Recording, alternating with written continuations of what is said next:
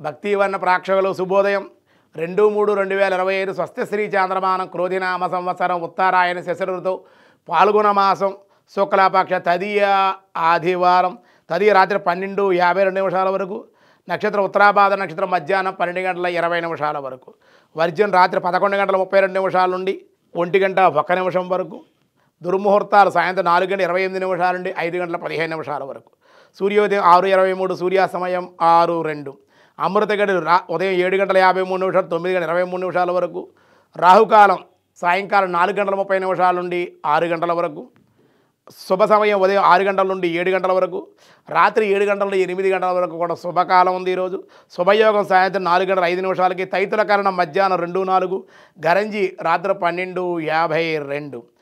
ఈరోజు దినఫలాల్లో ముందుగా మేషరాశి కొన్ని సమస్యల నుండి బయటపడే అవకాశం, పై అధికారులు మన్ననలు పొందే అవకాశం.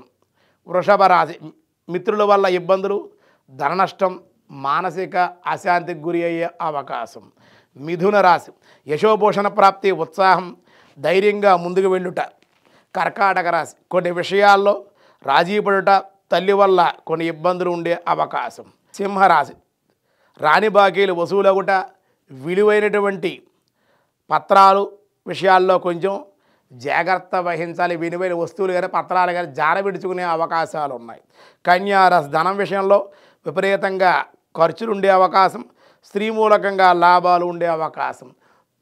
తులారాశి వారికి ఆరోగ్య లాభం, ఆదాయమును పర్వాలేదనిపిస్తుంది. వృత్తి వ్యాపారాల్లో మట్టికి లాభాలు ఉండే అవకాశం ఉంది. వృశ్చిక రాశి పెద్దలతో పరిచయాలు, ప్రయత్న సౌఖ్యం, వాహన సౌఖ్యం, 4 రకాలుగా ధనం అందే అవకాశం. రుణాలు కూడా చేయడం కానీ రుణాలు మంజూరు కావడం కానీ జరిగే అవకాశం ఉంది.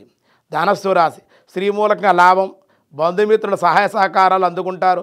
అప్రయత్న ధనలాభాలు, అనుకోని ప్రయాణాలు. మకర రాశి చేయి వృత్తి వ్యాపారాల్లో ఆర్థికంగాను కొంత పర్వాలేదనిపిస్తుంది. పనులన్నీ కూడా అనుకున్న సమయానికి ఈరోజు పనులన్నీ కూడా మీకు అనుకూలంగానే ఉండే అవకాశం ఉంది.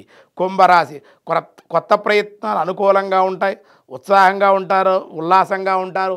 వివాహ విషయాల్లో కొంచెం జాప్యం జరిగినా మీకు మేలు జరిగే అవకాశమే ఉంది. మీనరాశి నూతనమైన స్త్రీ పరిచయాలు, బాకీలు వసూలగుట, అనుకోని ప్రయాణాలు, అనుకోని ఖర్చులు కూడా ఉండే అవకాశం ఉంది. ఈరోజు విష్ణు సహస్రనామంలో ఏం చెబుతున్నారో చూద్దాం. వ్యాసాయ విష్ణు రూపాయ వ్యాస రూపాయ విష్ణవే అతులస్య రభో భీమా సమయజ్ఞో అవిరర్హి సర్వలక్షణ సంపన్నో సర్వలక్షణ లక్షణ్యో లక్ష్మీవాన్ సమితజ్జయ అంటున్నారు.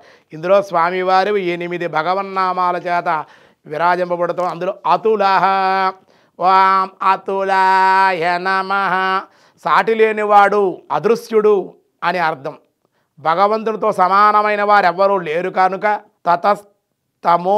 తమోస్తతి, నీతో సమానుడే లేడు, నీకంటే అది కూడా ఎవ్వరో కూడా లేడు అని గీతలో చెప్పినట్లుగా భగవంతుడితో ఎవరు సమానంగా ఉంటారండి? ఎవరు ఉండరు. కనుక అదృశ్యుడు ఉంటాడు కానీ కనిపించడు. అది ఒక సాధన ద్వారానే భగవంతుడు దొరుకుతాడు. కాబట్టి స్వామి అతులాయ నమః అని ఆయన కీర్తించడం జరిగింది, స్మరించడం జరిగింది, వర్ణించడం జరిగింది. కాబట్టి మిగతా విషయాలు రేపు చూద్దాం. ఈరోజు స్వస్తి.